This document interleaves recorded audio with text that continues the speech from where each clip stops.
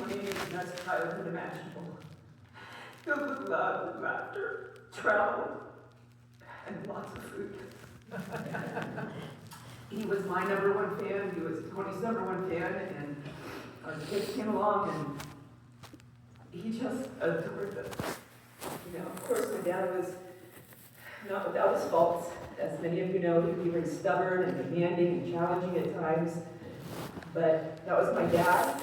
As you know him as Steve, as my kids and Caleb and Noah know him as Pop-Pop, and as they affectionately called him Grumpy. One of my earliest memories is of lying on his belly when I was little, because he had quite a belly, as you saw in some of those pictures.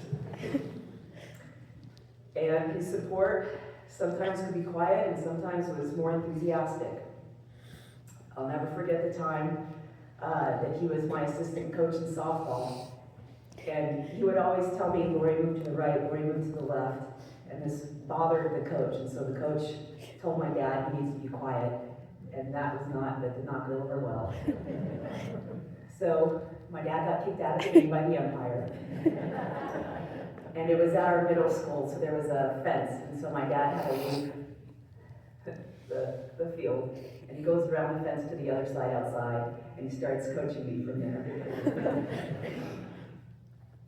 He was, every soccer game, softball game, basketball game in high school, he would take off work from El Segundo, and he would drive an hour wherever to go see me play. Almost every game. And I'm sure he told all of you about it because he was so proud. Some other great memories are, we had a tangelo tree in the back of our house. And on the weekends, he would tell me to come help him pick. And so he'd put me on the roof, take a ladder and put me on the roof to my mother's dismay. And I would just pick the tangelos, and we would have the best tangelo juice. I mean, I don't think you can get it more fresher. Good times.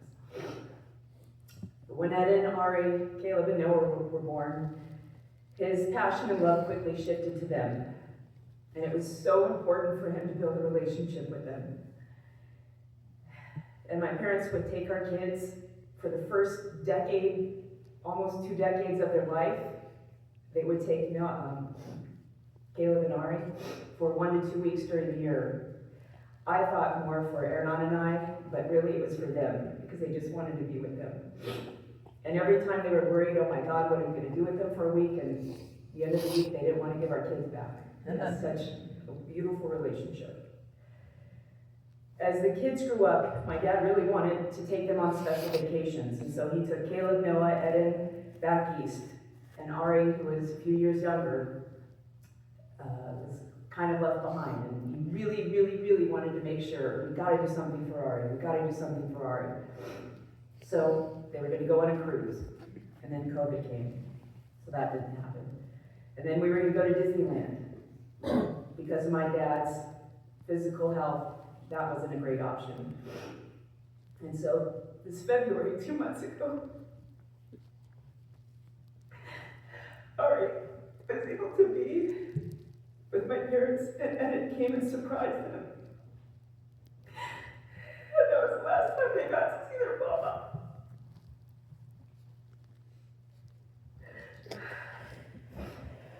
Dad,